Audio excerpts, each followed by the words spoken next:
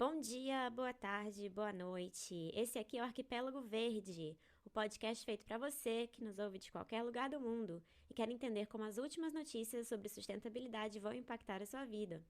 Meu nome é Leila Figueiredo, falando de Aotearoa, Nova Zelândia, e junto comigo nesse programa está Lívia Maire, falando de Basel, na Suíça.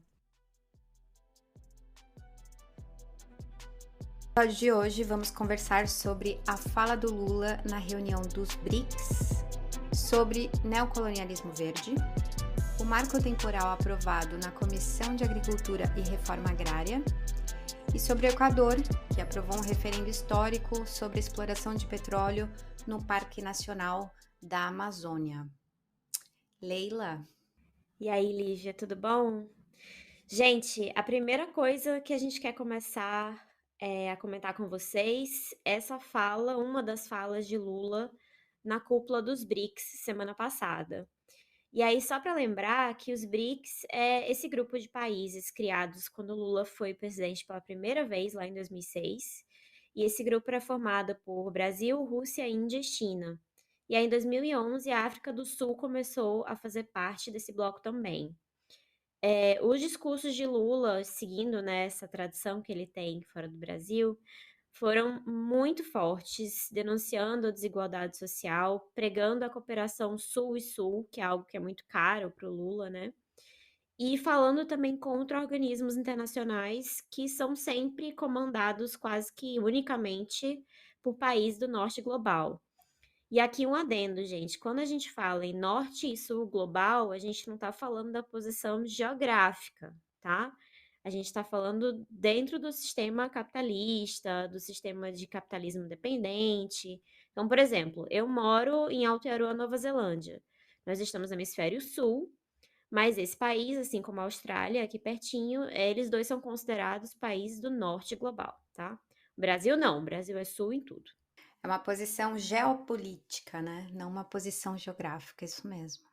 Isso, e é bom falar isso, porque há um tempo atrás, Dilma, né, eu acho que foi no discurso dela, entrando como chefe do Banco dos BRICS, ela falou norte e sul global, e aí a galera teve toda uma anarquia do pessoal dizendo que ela esteve errada, né, enfim.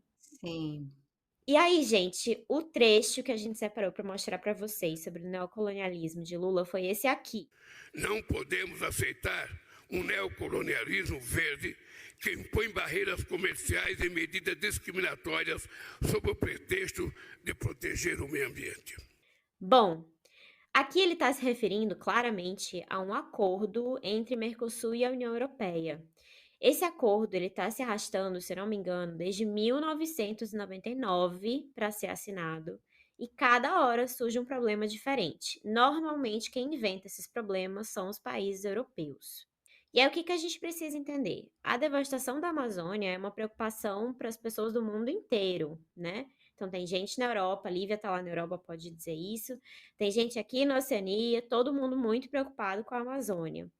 Então, pega muito bem para os governos europeus dizerem que não querem fazer um determinado acordo com o Brasil porque estão preocupados com a destruição da floresta.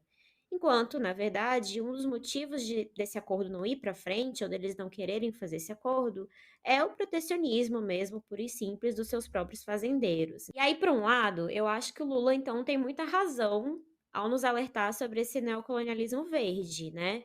Afinal, a gente vive num sistema que ainda fala de crescimento, um sistema onde a Europa e os Estados Unidos querem sempre estar por cima na crista da onda, né? E num cenário de crise climática, tanto a Europa quanto os Estados Unidos vão querer ficar mais, entre muitas aspas, eco, mantendo seu crescimento. E isso significa, por exemplo, baterias e mais baterias para carros elétricos, porque não vão acabar com os carros, vão produzir mais carros elétricos. E onde é que tem os recursos para essas baterias, o lítio para essas baterias? Bom, como sempre, esses recursos estão no sul global.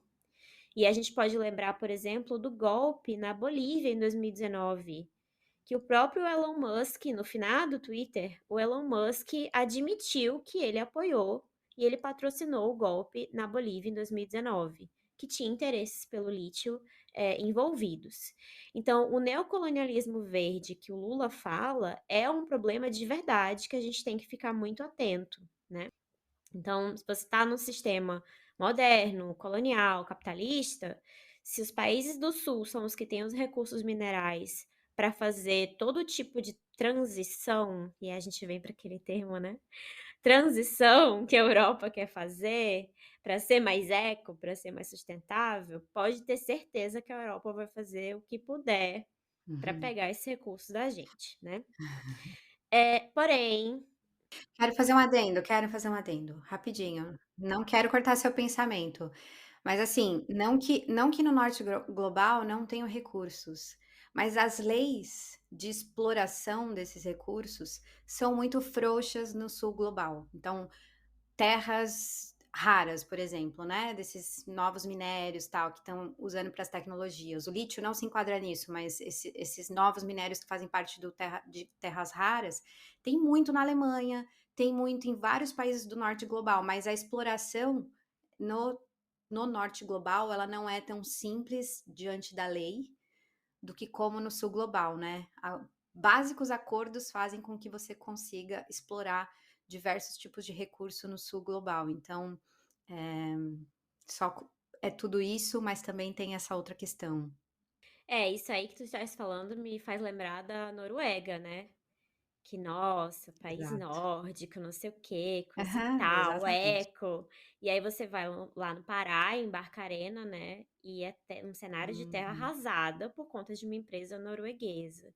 E aí é muito interessante porque toda vez aqui, por exemplo, que eu falo dessa questão de sustentabilidade, eu falo que eu sou no Brasil, que eu sou do Brasil, uma galera fala assim: "Ai, nossa, muito corrupto, né? Não sei o quê, coisa e tal".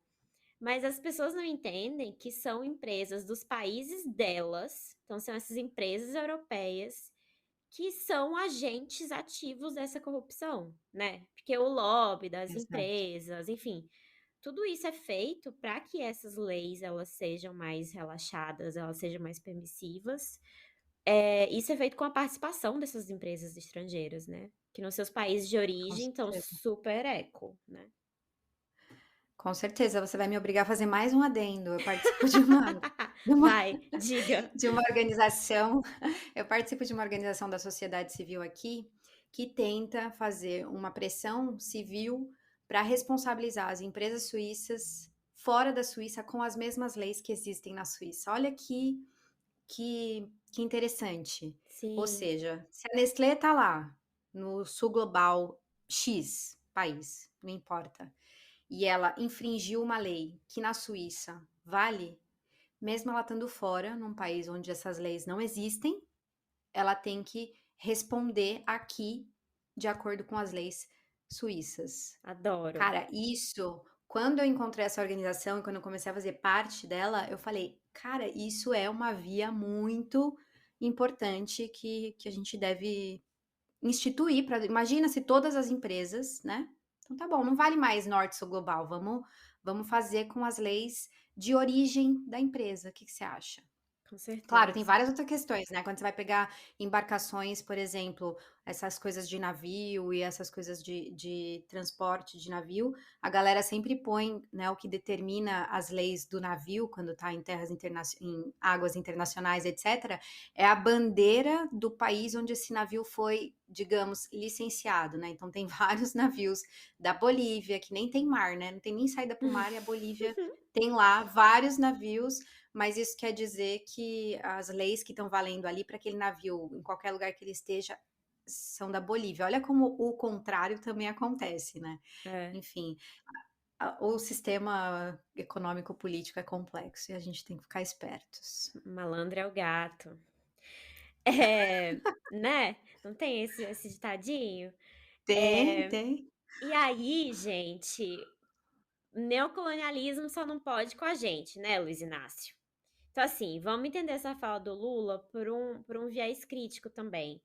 Porque uma coisa que nós duas, quando ouvimos essa fala, a gente pensou e a gente ficou aqui fazendo os nossos roteiros, as nossas edições, e cada uma ia trazendo uma desgraça diferente da participação brasileira em processos neocoloniais. E a gente lembrou muito da MINUSTA, que foi a missão das Nações Unidas para a estabilização do Haiti, uma missão que foi liderada, chefiada pelo Brasil. Durante a sua existência, essa missão acabou em 2017, né? E aí, vamos entender um pouquinho essa questão do Haiti e essa história do neocolonialismo, né? Por que a gente está criticando a fala do Lula? Primeiro, gente, você precisa ler o livro Jacobinos Negros, que é uma leitura fundamental para entender a Revolução Haitiana, que começou lá em 1791, tá? E aí, tendo dito isso, qual é a principal questão do Haiti com o resto do mundo, principalmente com o Ocidente, com a Europa? A Europa nunca perdoou o Haiti por ele ter sido o primeiro país, a primeira grande colônia a ter libertado os escravizados e adquirido independência através de uma revolução armada. E não só o Haiti fez isso, e era a colônia mais importante da França na época, tá? Que produzia mais riquezas para a metrópole. Não só o Haiti fez isso, como o Haiti inspirou outras revoltas, outras revoluções nas Américas e além. Isso fez com que os colonialistas, principalmente os franceses, tivessem que acabar oficialmente, né? E aí, várias aspas aqui, tanto no acabar quanto no oficialmente, com a escravidão em algumas colônias, principalmente em América. Então a culpa é do Haiti. E a Europa nunca perdoou isso. E aí, com isso, o Haiti ele foi constantemente invadido por um motivo ou por outro, né? A Europa e os Estados Unidos sempre têm um motivo para invadir alguém impressionante. O Haiti passou mais de 100 anos pagando uma dívida para os colonialistas franceses, porque veja só, os franceses perderam posses. Literalmente, as pessoas que estavam sendo escravizadas eram consideradas posse, e, portanto, o Haiti precisou pagar isso, uma indenização para os franceses, por essa perda de posse. Uma curiosidade disso é que investidores estadunidenses compraram essa dívida na França, acho que no início do século XX. Então, o Haiti começou a pagar para os Estados Unidos pela perda de posse de pessoas escravizadas na França. Ó, que doideira, né? E essa dívida, inclusive, gente, era mais cara do que o produto interno bruto do país. Ou seja, não tinha como dar certo. E é nesse contexto, né, do Haiti sendo um país que é até hoje vítima da Europa, dos Estados Unidos e do mundo ocidental em geral, né? É nesse contexto que a gente insere a MINUSTAH. E aí tem um dado muito doído sobre essa missão de paz, de que crianças que nasceram de estupros cometidos pelos capacetes azuis da ONU, né, que é como se chamam os soldados da ONU, liderados pelo Brasil, eles são chamados no Haiti de bebês da paz. Ó, que merda! Então, os bebês da paz são as crianças que nasceram de estupros cometidos por soldados Terrível. liderados por brasileiros. E aí, até onde eu sei, gente, por que eu critico essa coisa do neocolonialismo do Lula também? Porque até onde eu sei, Lula, que era o comandante em chefe das Forças Armadas, no início da missão no Haiti, no início da MINUSTAH, e, portanto, o chefe supremo dos militares que torturaram, que estupraram, que destruíram o Haiti, ele nunca se desculpou pelo que aconteceu. Então, Lula fala de neocolonialismo, que não pode haver um neocolonialismo verde, blá blá blá, mas ele foi um agente direto de neocolonialismo em outro país das Américas. E aí, só para terminar esse tema, é que todo mundo precisa saber que foi durante a MINUSTAH no Haiti que o general Heleno, sim, aquele general Heleno do GSI de Bolsonaro, ele e os seus comparsas treinaram todos os absurdos que depois eles colocaram em prática no Rio de Janeiro e expandiram para o resto do Brasil durante o governo militarizado do Bolsonaro. Então, falar de neocolonialismo, quando o Lula fala disso, ele tem que ter a obrigação moral de, pelo menos, se desculpar pelo terror que ele ajudou a causar no povo haitiano, né? Não só, né, a grande jogada colonialista, brasileira, né, o puro interesse brasileiro em relação ao Haiti, que quase ninguém fala, assim, não ouço muito esse tipo de reflexão, é que a ocupação brasileira, militar brasileira, né, disfarçada de ajuda humanitária, de acordo com a própria população haitiana, e contou, claro, com a cooperação de diversos outros países, mas essa missão tinha um interesse de fundo para conseguir e manter o assento no Conselho de Segurança da ONU, em nome de um prestígio internacional que o Lula tanto queria e ele tanto fala, e até hoje ele fala sobre isso, né. Uhum. Lembrando que o Conselho de Segurança das Nações Unidas, né, da ONU, é o único órgão do sistema internacional que é capaz de adotar decisões obrigatórias para todos os integrantes. Ele é composto de 15 membros, né? Tem os membros fixos, que são os Estados Unidos, a França, a Rússia, o Reino Unido e a China, e mais 10 membros rotativos, que são a cada 2 anos renovados. Né, eles renovam o mandato. E foi com essa missão muito, muito, entre aspas, de paz, liderada pelo Brasil, que o Brasil foi renovando o seu assento dentro do Conselho de Segurança da ONU. Só que esse conselho, desculpa de novo falar em piada, né? Porque os países fixos, né, os 5, eles têm poder de veto. Então, se 14 países definiram alguma coisa e vem lá os Estados Unidos e fala não, esses 14 votos não valem para nada. Então, assim, eu nem sei por, né, é só mesmo em nome de um prestígio, porque não tem uma efetividade de um membro temporário nesse conselho. Tem realmente um prestígio você participar ali dessas reuniões, as questões, é esse conselho que define se vai ter uma intervenção militar em um país ou não. Foi esse conselho que decidiu que o Brasil lideraria essa missão no Haiti, por exemplo. Enfim, a ocupação militar, ela sempre teve essa desculpa de levar a paz para a região, porque tinha um contexto de convulsão social ali, por conta de todo o estrago que os Estados Unidos estava fazendo no país, né? Grupos internos no Haiti estavam em convulsão social ou em guerras entre eles, mas vale lembrar que isso tudo que aconteceu foi às custas da miserável vida do povo haitiano, né? Para a gente ter uma ideia, o Haiti é o país, digamos, mais miserável das Américas, né. 80% da população vive abaixo da linha da pobreza, e uma missão que era para durar 6 meses, para o povo haitiano, acabou durando 13 anos, com violações, assim como você disse, de direitos humanos e questões, escabrosas, né.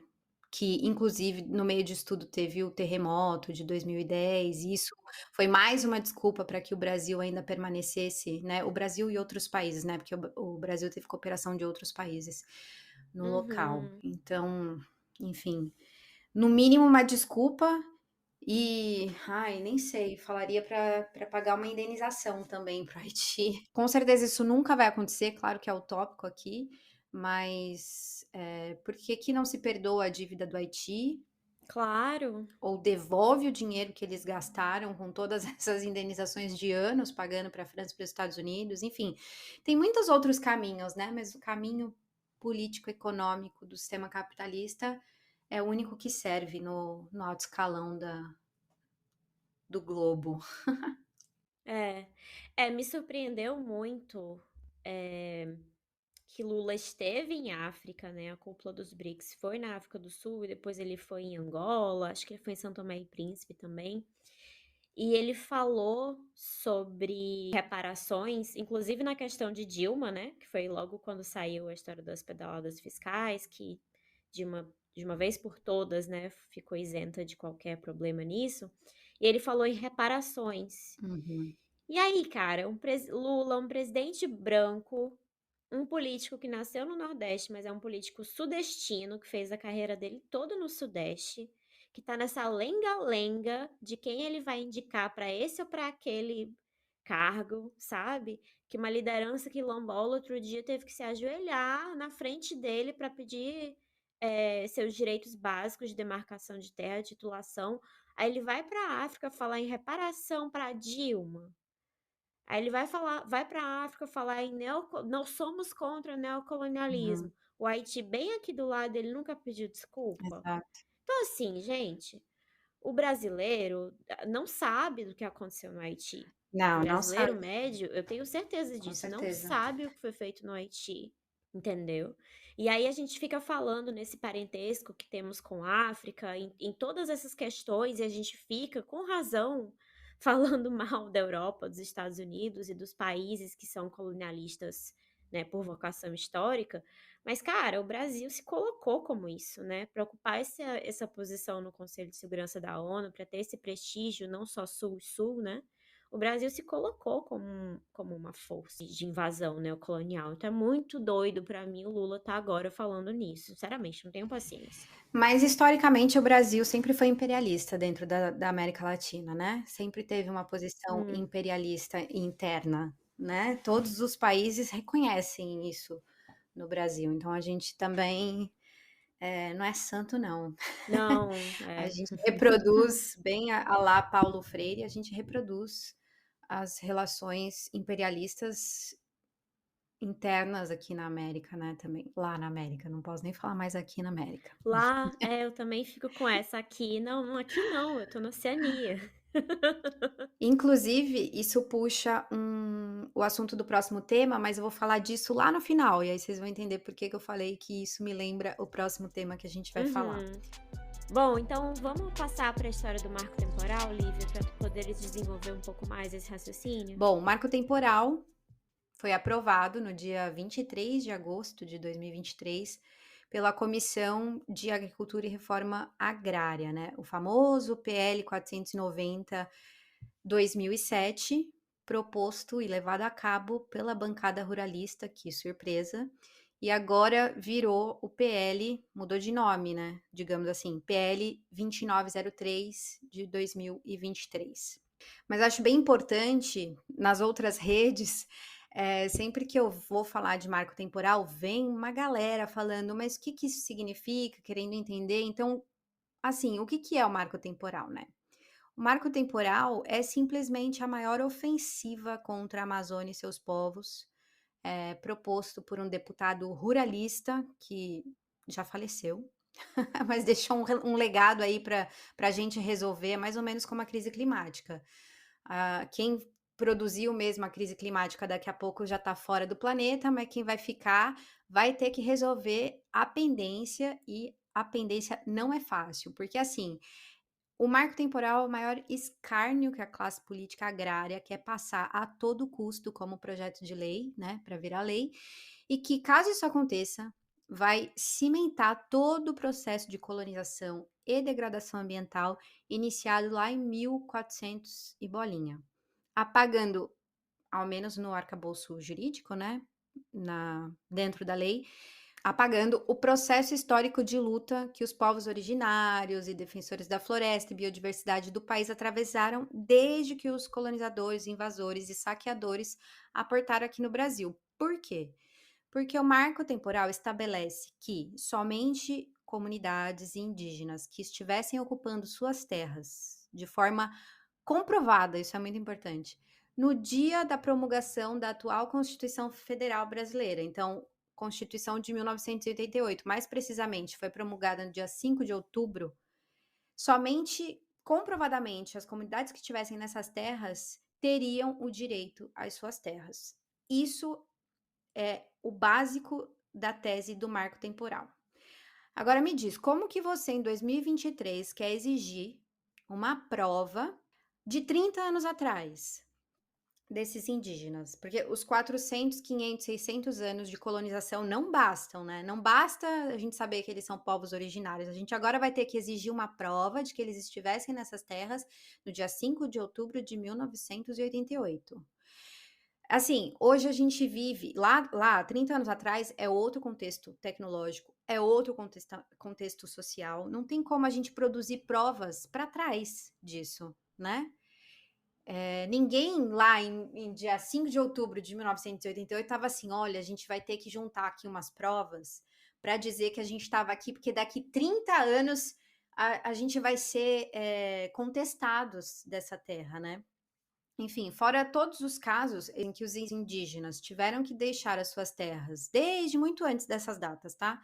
Mas como eles não têm como provar, com base nessa prova exigida pelo marco temporal, eles podem ser expulsos das suas terras, caso eles não consigam provar.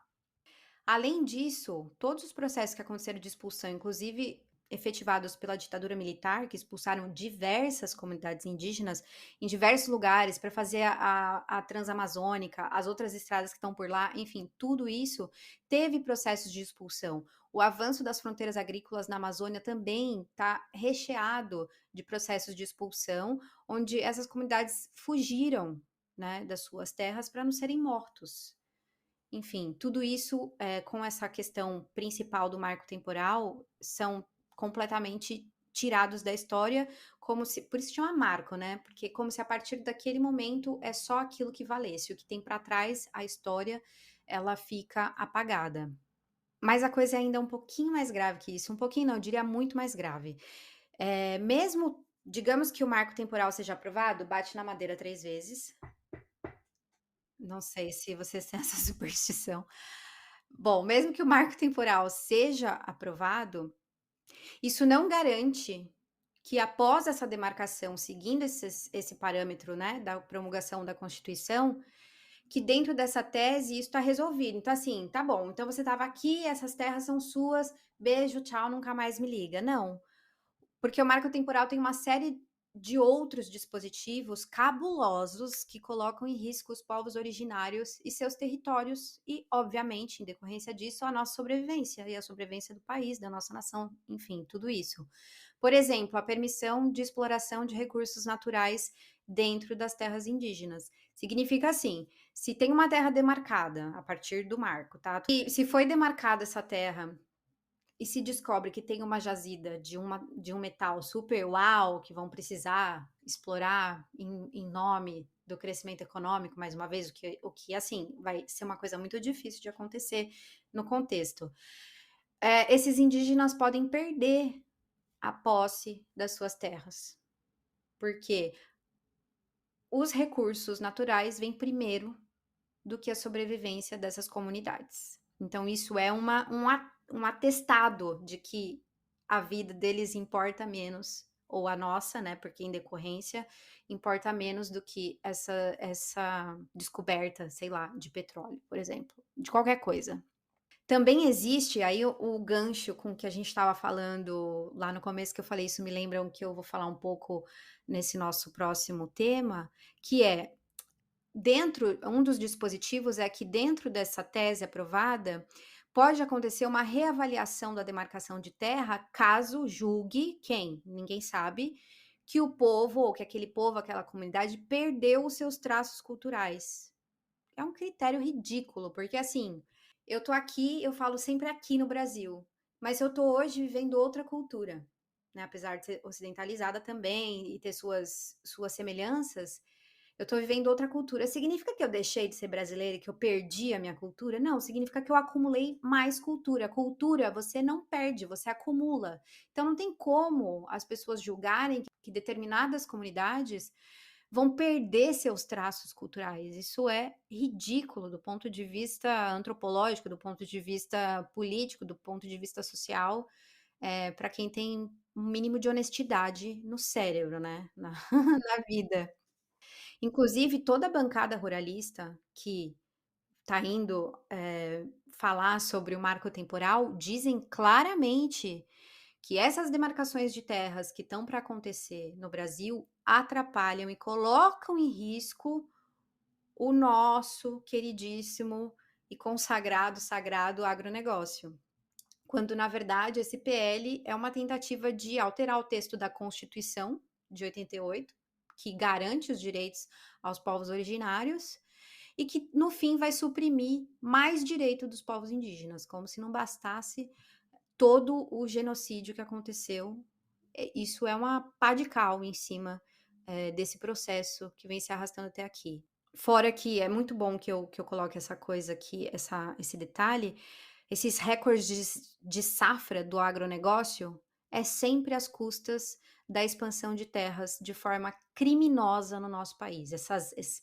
O agro bateu novos recordes. Pode olhar nos dados que existe uma expansão de terra Uhum. conectada com isso. Não é aumento de produtividade, não. É aumento de roubo de terras diretamente. Leila, você quer comentar alguma coisa?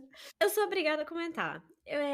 A primeira coisa É que aí a gente vê esses políticos, inclusive do nosso governo de agora, que se diz progressista, falando assim: não, mas tem um agro do bem. O agro do bem é contra isso, aquilo outro. O agro do bem, ele é a favor da conservação. O agro do bem, ele é quilombola, ele é indígena e tal. E eu queria conhecer algum representante. Gente, você que está nos escutando, você conhece algum representante desse agro do bem? Que eu queria conversar com essa pessoa, porque para mim isso é uma figura mitológica. Quem é na bancada do agronegócio que diz assim, gente, a gente tem que proteger os direitos originários? Não tem. Então, assim, eu quero saber, cadê esse agro do bem? Se alguém conhecer, me avisa.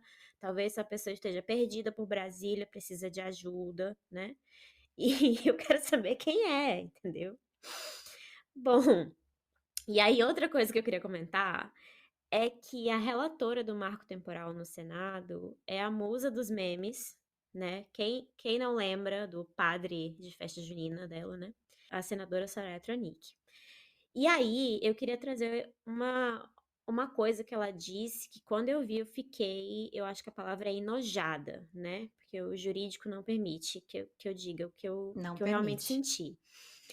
E aí, a Soraya Tronic, gente, falou assim sobre o marco temporal, abre aspas. Ela está convicta de que a data da promulgação da Constituição Federal de 5 de outubro de 1988 representa parâmetro apropriado de marco temporal para verificação da existência da ocupação da terra pela comunidade indígena. Fecha aspas. Gente, como assim, gente? Pelo amor de Deus. Se essa moça tivesse lido a Constituição, ela ia ter visto que lá no artigo 231 do capítulo da Constituição, inclusive, tem um capítulo inteiro na nossa Constituição para a população indígena, ela ia ver que está escrito assim, que se reconhece que os índios, e aí lá vem um parênteses, para transformar esse termo índios em algo de fato correto, indígenas ou povos originários, ninguém faz um projeto de lei, né? Continua lá essa grafia terrível. Mas enfim, a Constituição, nesse artigo 231, reconhece que os índios têm direitos originários sobre as terras que tradicionalmente ocupam. E aí, gente, o que é um direito originário? Esse direito originário significa, para os constituintes, para quem fez a Constituição, que os direitos dos povos indígenas são reconhecidos como anteriores à formação do Estado brasileiro. É aquela coisa, antes do Brasil já existia Pindorama. Então, o que o Constituinte está dizendo para a gente lá em 87, 88, é que antes de existir o Brasil, seja ele como for, mas hoje é uma república federativa, né? Antes de existir o Brasil, antes de existir o Estado brasileiro e qualquer Constituição brasileira, os povos originários já existiam, Pindorama já existia, e, portanto, seus direitos também já existiam.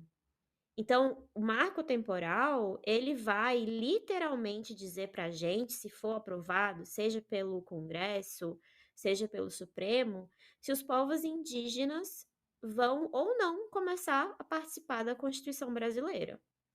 Porque se a Constituição diz uma coisa e o Congresso e o Supremo estão discutindo que essa coisa não vale, então os indígenas não estão contemplados na Constituição. E aí talvez seja a hora da gente discutir outras formas de legislar, outras formas de organização que não estejam no Estado, talvez, para que essas populações sejam contempladas e tenham seus direitos respeitados. Mas isso aí é outro episódio, talvez, né? E aí, outra coisa que eu queria comentar vem do Alexandre de Moraes, nosso Xandão. Às vezes querido, às vezes odiado, sempre careca. Eu não sei se vocês viram o voto dele. Tu viste o voto Eu dele vi, eu no marco vi. temporal? A fala, né? A colocação Gente, dele. No começo eu falava, o que ele tá querendo é. dizer? Onde ele vai chegar? Mas ele chegou num bom lugar. Ele foi, ele foi a Não, mas favor dos veja, indígenas. Ponto. não foi. Sim. Não foi. Veja, o diabo tá nos detalhes. Olha o que Xandão falou. A Ah. gente Mas você tem. assistiu tudo? Você assistiu ele falando até o final?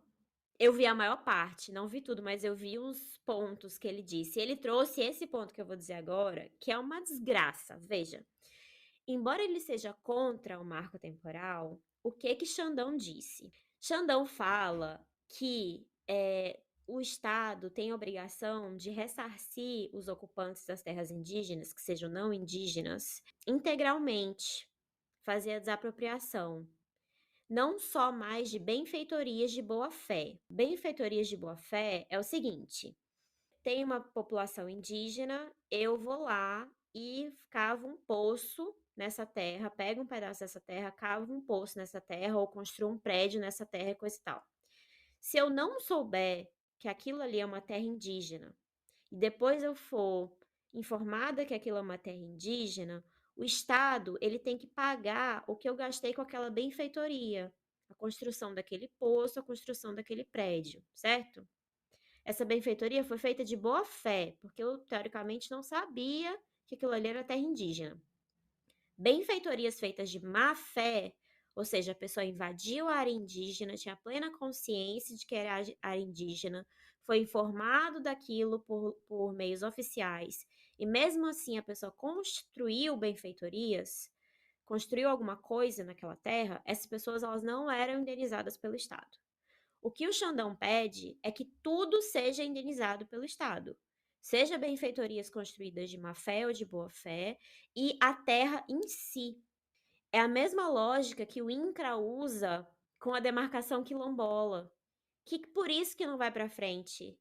Até pouco tempo atrás, inclusive, eu acho que esse dado é do ano passado, foi uma pessoa que me disse, um informante meu que me disse, da Defensoria Pública, que para o Brasil inteiro o INCRA só tinha 10 milhões de reais para pagar desapropriação de terra quilombola. 10 milhões para centenas de territórios quilombolas que precisam ser demarcados. Então, se isso começa a ser previsto, marco temporal aprovado ou não, se isso de pagar a terra do invasor e as benfeitorias, se isso começa a passar, já era, gente, não vai mais ter como demarcar. Por isso que o voto do Alexandre de Moraes tem esses detalhezinhos que são muito complicados. E outra coisa que ele falou é que ele propõe que indígenas possam ser levados de um pedaço de terra, né, da sua terra tradicional ou não, para outra, de acordo com interesses nacionais, por exemplo, interesses de força maior, não lembro agora qual foi a expressão que ele usou. Mas isso é criminoso, porque, veja, se eu disser para Alexandre de Moraes que ele precisa se mudar para o outro lado do mundo e ele não pode levar nenhum parente e que ele nunca mais vai poder pisar na casa da família dele e ver nenhum desses parentes, eu duvido que ele vai querer se mudar. Mas Alexandre de Moraes acha que povos indígenas podem ser deslocados para territórios que estão a centenas de milhares de quilômetros dos seus territórios tradicionais e que, portanto, vão perder a sua noção de pertencimento e de parentesco com todos os elementos mais que humanos, não humanos que estão ali naquela terra.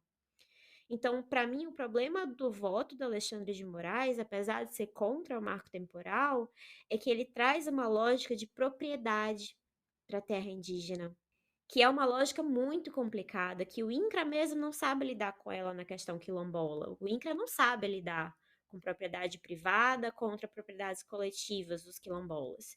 E o Estado brasileiro não vai saber lidar com essa loucura que o Alexandre de Moraes está prevendo, né? Está pedindo para as demarcações de terras indígenas. Cara, eu assisti tudo e não concordo com o que você disse. Isso é bom, isso é bom, isso é bom.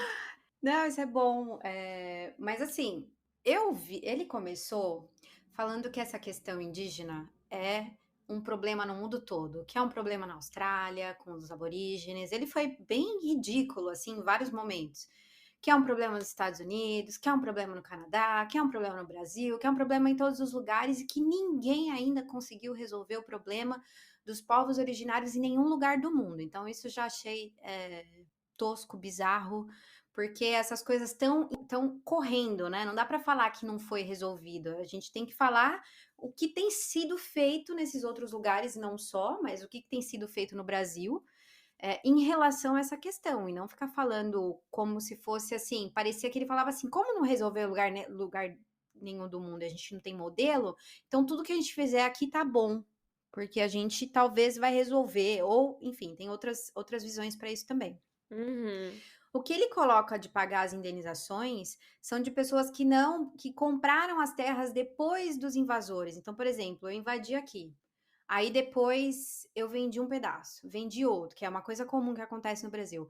E se essas pessoas, de repente, se depararem com uma desapropriação para devolução de uso dos povos originários, etc., que essas pessoas deveriam ser indenizadas, né? Aí o que eu entendi é que quando o cara que acabou de invadir ali botou o matinho, botou os gadinhos e tal, e tá esperando para fazer o processo depois de limpar essa terra, né? Porque não tem só lavagem de dinheiro, tem lavagem de terra também, que daí essa pessoa não deveria ser indenizada. O que eu não sei se eu concordo com tudo que ele falou.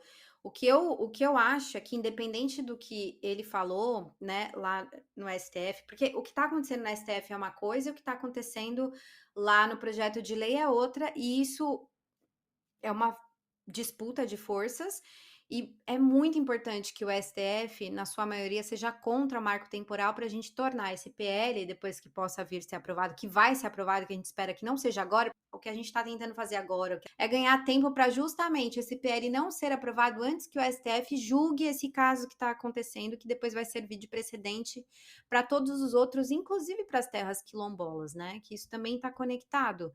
Mas é importante que o STF seja contra o marco temporal. E aí o Alexandre de Moraes coloca a questão da propriedade, mas isso é uma questão do sistema, né? Ele não é um cara descolado do sistema, ele não é uma pessoa de esquerda, apesar dos bolsominions falar que ele é um cara de esquerda, etc. Ele não tem nenhum tipo de horizonte social, ele tem o que é...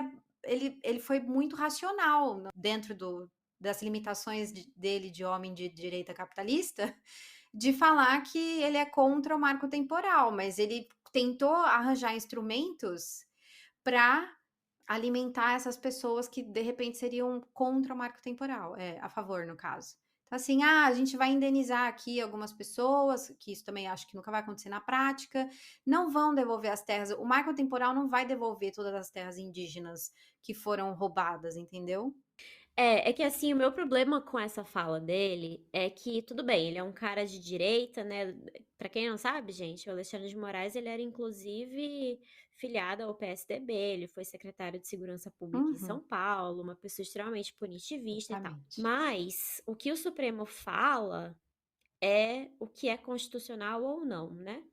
É isso que Uhum. o Supremo faz. Então, a partir do momento que esse homem, que é o ministro mais famoso do nosso Supremo, né, por vários motivos, a partir do momento que esse homem, ele coloca lá a ideia de que é possível, tendo em vista o interesse nacional ou qualquer coisa do tipo, que populações sejam deslocadas para outra terra, Abre um precedente.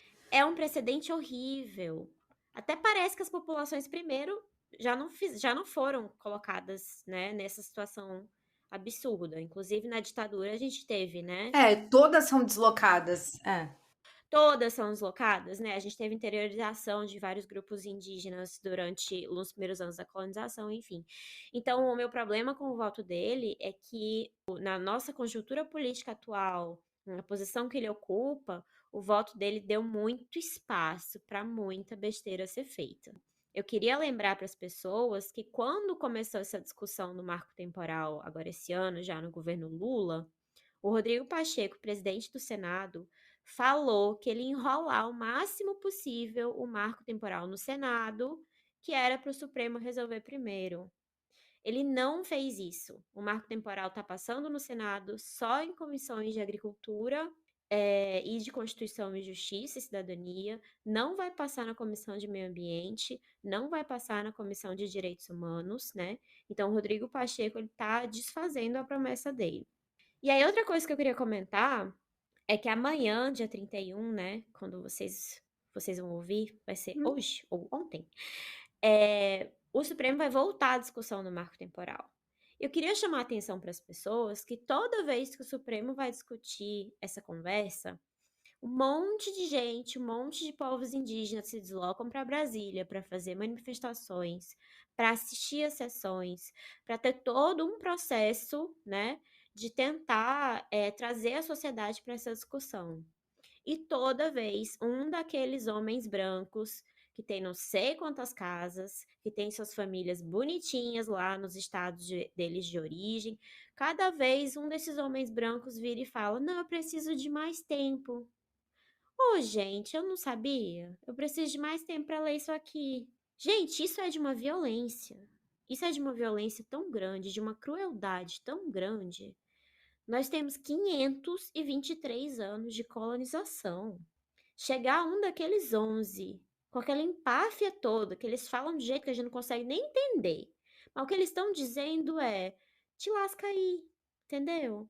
Eu vou ler mais essas 1000 páginas aqui, vou demorar 90 dias, 1000 dias, quanto for, e enquanto isso, genocídio que se mantém. Então, assim, eu queria chamar a atenção para isso, porque essa questão da temporalidade do Estado brasileiro, né, contra ou a favor de quem quer que seja, ela também é muito cruel, é muito doída. Isso é uma violência. Em outros momentos que eu falava sobre o marco temporal, era isso que eu falava. E pode esperar que vão pedir vistas, vão fazer algum tipo de pedido onde. E isso é tudo programado, né? É uma desmobilização programada, né? Brasília nasceu para isso, né? Para desmobilizar qualquer tipo de organização e para enfraquecer o movimento do PL 490, não, porque de uns tempos para cá, de 2020 para cá pelo menos, esse movimento do PL 490 e o conhecimento das pessoas ficou maior em relação ao marco temporal, né? Tem um trabalho da sociedade civil aí muito importante acontecendo, de divulgação e etc., e de mobilização para isso, né? Inclusive, várias organizações da Amazônia à frente desse processo. E isso é uma forma de pegar essa galera que está se organizando, cansar, né? É vencer pelo cansaço, pela falta de recurso, de deslocamento de todos esses povos indígenas que vão para lá fazer esse tipo de mobilização corpo a corpo, presencial, né? Utilizando um espaço público para marcar presença, mas que é uma forma bem violenta mesmo do Estado brasileiro agir, não só, né, dos interesses lobistas e do agro agir para enfraquecer os movimentos que querem fazer a demarcação da forma correta, né, que deveria ser feito. Eu vou trazer alguns dados aqui. 95% das terras indígenas, né, estão na Amazônia Legal, por exemplo. São essas terras indígenas as porções mais bem conservadas da Amazônia, mais até do que unidades de conservação. Tem dados para isso, tá, gente? Tem dados satélite. Hoje em dia tem aquilo que a gente falou no primeiro episódio, né, do Brasil ter a maior quantidade de dados da Amazônia. A gente tem muitos dados sobre isso. Hoje tem 1.296 terras indígenas no Brasil, de acordo com o Conselho Indigenista Missionário, o último relatório. 401 dessas terras já foram demarcadas, mas que com o marco temporal correm o risco de ficar com uma demarcação frouxa. Então, não é que aquilo que eu falei no começo, não se resolve a questão da demarcação com o marco temporal, anyway, de qualquer maneira.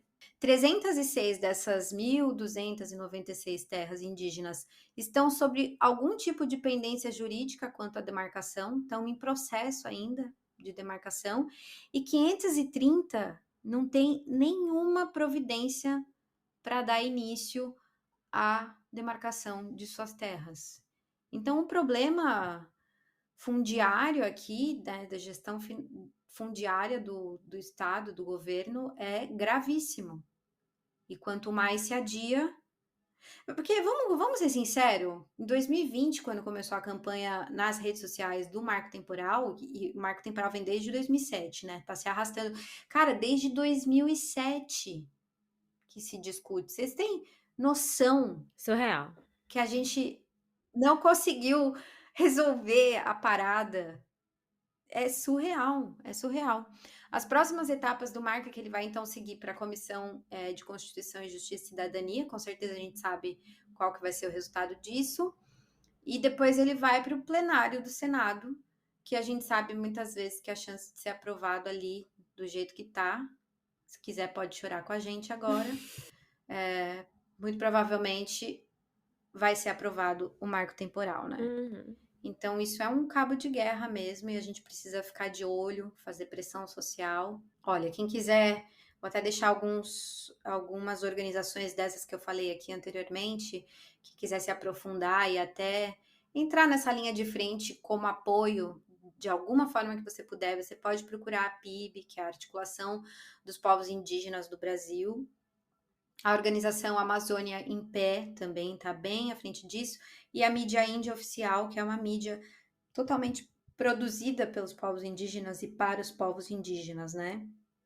Enfim, a gente precisa. Nossa Senhora, o marco temporal é uma coisa que eu vou dormir com dor de estômago, de tanta tensão que existe.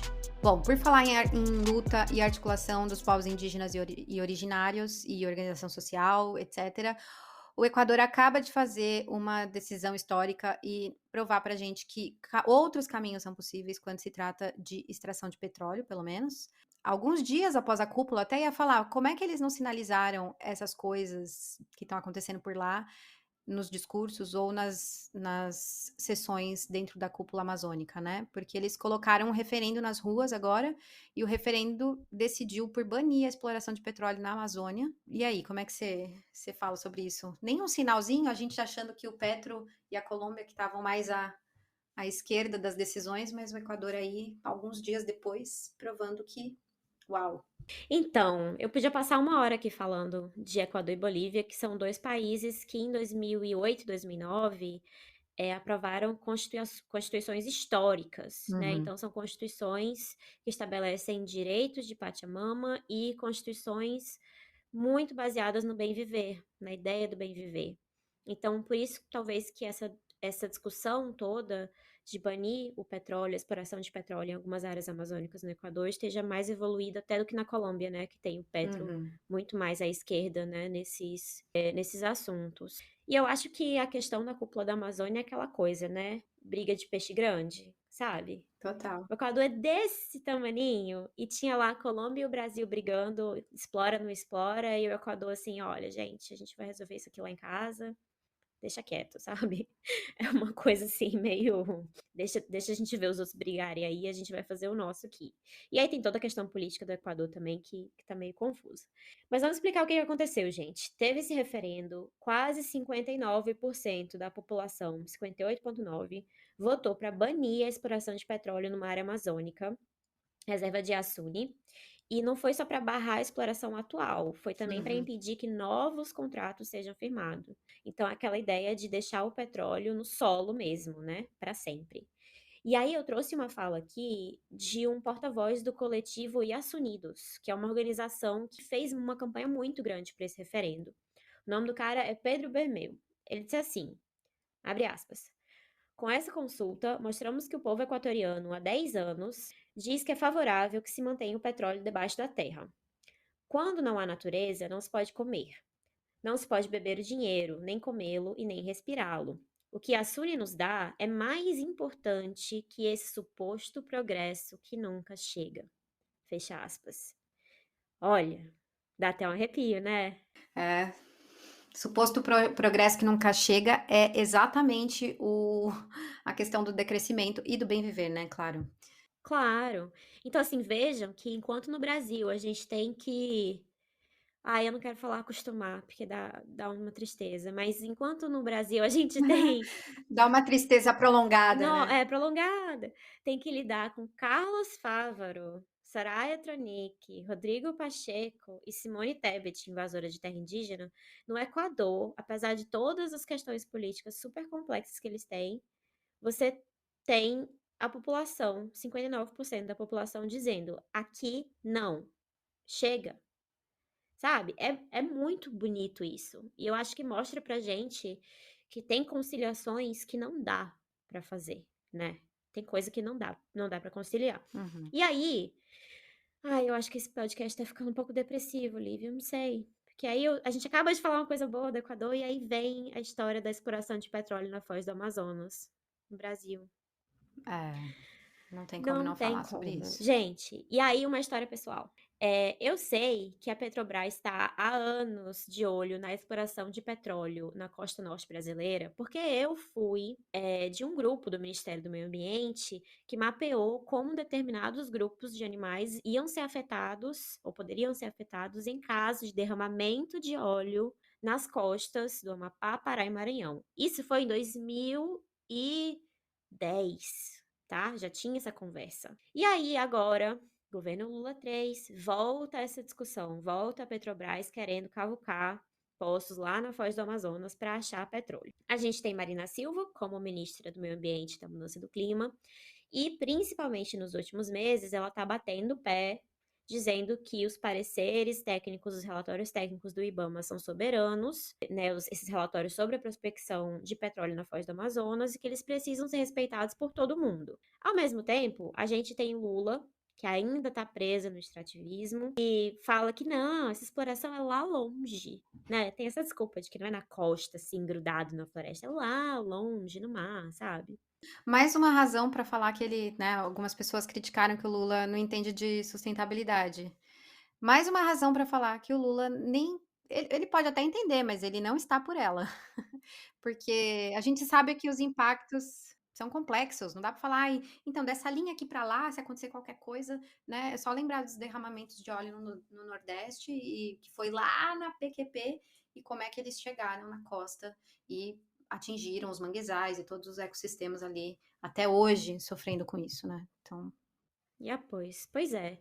E aí tá esse cabo de guerra. Essa semana a Advocacia Geral da União, a AGU, deu um parecer super político contra o IBAMA, né? foi. E aliás, inclusive, gente, fiquem atentos, porque tá rolando nos os bastidores de Brasília um zum zum zum dizendo que acho que é Jorge Messias o nome dele, que é o cara da AGU, tá sendo cotado para outra vaga no STF que vai abrir agora com a saída de Rosa Weber. Então imagina a desgraça. Enfim, a AGU fez esse parecer que é contra o IBAMA, e eu tive o desprazer outro dia de ver um trecho de uma entrevista do João Paul Prats, que é o presidente da Petrobras. E ele tá assim doidinho para cavucar a costa amazônica inteira, menina, impressionante. Você vê no olhinho dele assim que ele tá desesperado.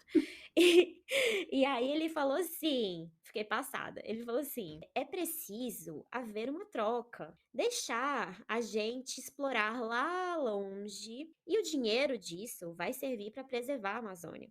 A velha ladainha, a velha ladainha. Não, porque o pré-sal a gente vai destinar tanto para educação e tanto para saúde. Eu quero saber quem foi o marqueteiro da Shell Uhum. que veio com esse argumento, que é muito hegemônico hoje em dia, né, de que não se tem dinheiro hoje para conservar, para preservar, para fazer transição disso ou de aquilo, portanto, nós precisamos explorar o máximo possível de petróleo e de combustíveis fósseis, porque é isso que vai dar dinheiro para preservar, para conservar e para fazer transição. Assim, gente, qual é o sentido que faz nisso, cara? E todo mundo fala isso. É o direito de poluir mais escrachado, né, que existe. É. E aí, enfim, ele também usou uma desculpa estapafúrdia para essa entrevista, que foi pro André Trigueiro, né, o jornalista. Ele disse assim: ai, gente, é só um teste. Tipo assim, calma. Calma, Brasil. É só um teste, a gente vai só cavucar para ver se tem, nem sabe se tem. Todos esses relatórios, pareceres, é só um teste, calma. E aí, o André Trigueiro trouxe uma informação de que na Guiana, quando eles foram fazer essa prospecção, eles tiveram que cavucar 61 poços para achar petróleo. Ou seja, a costa amazônica vai virar um queijo suíço, porque o danado do João Paul Prats quer porque quer achar petróleo por lá. E aí eu quero saber uma coisa. Vão achar. Depois que achar, eles vão fazer o quê? Ah, não, olha, matou minha curiosidade. Eu só queria saber se tinha mesmo. Vamos fechar? É, tira todos esses equipamentos daqui, todas essas plataformas que foram montadas para fazer as perfurações de profundidade, etcétera, leva tudo embora, leva para casa e deixa tudo aí, só para a gente saber mesmo. É. Ai, Eu só queria saber, entendeu? Eu sou muito curioso. Eu fiz uma aposta com Marina Silva, uma caixa de cerveja. Se tinha ou se não tinha petróleo. Assim, quem esse pessoal pensa que a gente é? Sabe? Eles acham que o povo é burro. Porque, nossa, não, mas eles tiram bastante com a nossa cara. Eu acho que muito. eles é descaradamente uma empáfia mesmo, sei lá, não meu estômago não dá conta. Não, nem o meu. Aliás, dá conta, porque eu sou viciada em ficar vendo esse pessoal falar. Eu tenho vergonha alheia de assistir entrevista, mas às vezes eu assisto. E essa dele eu fiquei olhando e fiquei esperando ele falar assim: não, calma, é uma pegadinha, assim, sabe? E a cara do André Trigueiro olhando pra ele, serinho, assim, como quem pensa: que isso? Que absurdo é esse, sabe? Impagável, impagável. Ai, meu Deus. Enfim. Lívia, vamos falar de clima? Vamos um pouquinho. Foi um pouco mais. Olha, o clima segue bagunçado no mundo, com recordes e eventos extremos raríssimos. Não sei quem viu, se você viu o tornado de fogo que teve lá no meio dos incêndios do Canadá. Assustador. É assustador. Imagina ser. Já um tornado já é bizarro. Imagina um tornado de fogo. Não, é a cena do apocalipse. Eu entendo os negacionistas, que essas cenas elas são muito loucas e bizarras, e daí isso entra em conformidade com a mente deles, que acredita nessas questões do Good Vibes, porque a galera do Good Vibes tá levando a cabo umas histórias, né, da conspiração, tal, dos governos, da invasão alienígena, e daí eu entendo, essas pessoas estão há anos sendo alimentadas com essas histórias. Chega, vem um tornado de fogo, não deve ser fácil dissociar, entendeu? Não, Você, não mentalmente é. falando. Então eu entendo, porque foi uma cena bizarra. Eu fiquei vendo e achei muito impressionante mesmo. Ao mesmo tempo, a Califórnia, que normalmente é palco de secas e incêndios florestais bizarros e cada vez maiores e tal ao longo dos anos, enfrentou uma incomum tempestade tropical com a chegada da Hillary na semana passada e causou chuvas recordes em Los Angeles, derrubando árvores, enfim, provocando deslizamento de terras e todo aquele caos que quando vem enchentes e tal, a gente sabe muito bem como que é. Quem mora no Brasil já passou por isso. Em alguma vez na vida, eu passei em várias vezes na minha vida, mas a gente sabe que é o caos, né? E aí, partes do deserto ali se transformaram em verdadeiras corredeiras. Eu não sei se você viu as imagens Não também vi, do deserto jorrando água. gente. Foi surreal. E aí a Bíblia também. Gente, você tá entendendo que os quadros É, mentais da galera, que a galera realmente a gente é, não pode, acho que nem culpar muito não pode. pessoal que não lê os dados do Copérnicos, ou, né, claro, que não está ali tecnicamente lendo essas previsões sobre tudo isso, porque realmente as cenas estão bizarras. O Vale da Morte ali também, que foi aquele que eu tinha falado no episódio passado, que bateu as temperaturas ali de 53 graus, que foi a temperatura mais alta, né, o ponto mais quente do planeta, ele foi atingido por chuva que em um dia choveu equivalente a um ano, um mês depois do recorde de temperatura. Bizarro. E aí, para complementar o quadro apocalíptico mesmo, as más notícias são que, bem, sobre os combustíveis fósseis, é que os subsídios atingiram 1,3 trilhões de dólares no ano passado. É o que aponta esse último relatório do FMI que saiu quentinho do forno, 24 de agosto, concluindo que os subsídios explícitos mais do que duplicaram desde 2020. Mas 2020 não era o ano da pandemia, onde o ser humano ia se encontrar e as pessoas iam entender os seus propósitos, etc, etc. Então, apesar de todas as promessas de redução e de todas as contestações de todos os relatórios do IPCC, os subsídios continuam aumentando e a produção de combustíveis fósseis, ela não está demonstrando queda, ela só está demonstrando aumento. Então, isso é, no mínimo, desesperador, né? Como a Leila diz, para piorar tem que melhorar muito. Para a gente encerrar um pouco mais animados, eu acho que essa é uma missão do podcast, é encerrar lá para cima, para a gente aquecer um pouco o coração e provar que, enfim, tem coisa boa acontecendo aí nas margens desse sistema podre.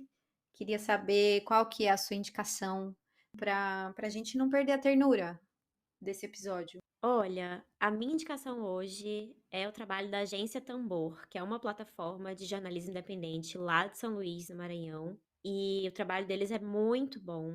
Eu recomendo todo mundo escutar. E você pode, inclusive, apoiar essa agência através de doações Pix. E eu, outro dia, finalmente, sei lá, algumas semanas atrás, criei a minha chave Pix. Porque quando eu saí do Brasil em 2019, não tinha ainda isso, assim, né? Ninguém tinha ainda Pix 2019, pelo menos eu não conhecia. E eu fiz um outro dia. Então eu vou aprender a mexer nessa tal dessa chave Pix para poder apoiar a galera da Agência Tambor. E eu convido quem está nos ouvindo a fazer a mesma coisa. O trabalho deles é muito importante. Massa. Olha só, hoje eu vou indicar, sempre indico os negócios que eu pesquiso, enfim, conheço por aí. Eu vou indicar vocês conhecerem o Instituto Chão, quem é de São Paulo dá para ir pessoalmente, quem não é dá para dar uma pesquisada. É um projeto que criou um modelo de negócio fundamentado em economia solidária com maestria e também, claro, fundamentado nos princípios de comércio justo. Eles são uma associação sem fins lucrativos e também cooperativados, então isso já é um horizonte muito diferente. Eu digo um horizonte diferente porque, enquanto uma associação, eles têm um modelo de negócio que deu realmente muito certo, não só pelas planilhas abertas que vocês podem encontrar nas redes deles, que eles abrem, né, faturam lá 1,5 milhão, 2 milhões por mês, mas no propósito que eles têm, né? Eles vendem produtos orgânicos diretamente dos produtores pelo mesmo valor. Então, se eles compraram uma caixa de morango por R$ 15, essa caixa de morango vai na prateleira para você comprar por R$ 15. O modelo, ele se baseia aqui. No final da sua compra, você tem que contribuir com 35% a mais do valor que você está comprando. Então, se sua compra deu R$ 100, você vai pagar 135. Esses 35% são justamente para você subsidiar a existência do instituto, né?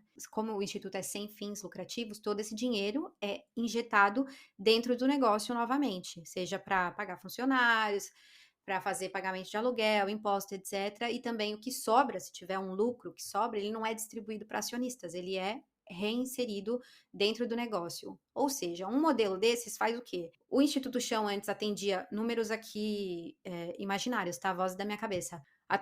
Conseguia disponibilizar produtos de 50 produtores no início do projeto, digamos. Conforme ele vai se estabelecendo e crescendo, ele começa a conseguir atender uma rede de 1.000 produtores. Então, o que isso quer dizer na prática? Que o alimento sem veneno, orgânico, vindo da agroecologia, etc, etc, ele consegue expandir mais essas áreas. Ou seja, ele reduz lá na ponta a utilização de agrotóxico, ele reduz lá na ponta a questão da desigualdade, ele reduz lá na ponta vários problemas com a existência desse negócio, porque ele consegue atingir mais pessoas e conforme ele cresce, aí sim a gente está falando de vou usar um pouco a fala de quem vem dessa linha do bem viver, conforme ele se envolve, né? Bem diferente de desenvolvimento, conforme o negócio vai se envolvendo cada vez mais, vai gerando maior prosperidade social e também vai reduzindo o impacto ambiental daquele sistema que ele se propõe lutar, né? No caso deles é a agricultura. Então, se o pessoal lá no Congresso ou dentro da política está precisando de um modelo para se basear que não seja o agronegócio, tá aqui um bom modelo baseado em economia solidária e comércio justo. Enfim, conheçam. Beleza. É isso, só uma coisa, é muito importante dizer que essas indicações são completamente baseadas em nossas opiniões pessoais e que não implicam em qualquer pagamento ou publicidade. E, aliás, se vocês quiserem recomendar projetos, iniciativas, etc., que vocês gostem e que a gente fale aqui, vocês podem mandar um e-mail com essas indicações para arquipelagoverde@gmail.com. Esse foi o Arquipélago Verde. Muito obrigada por nos ouvir. Se você gostou desse episódio, nos siga nas redes sociais, diz pra gente o que você achou, mande sugestões de temas e não esqueça de compartilhar com todo mundo. Um beijo e até o próximo!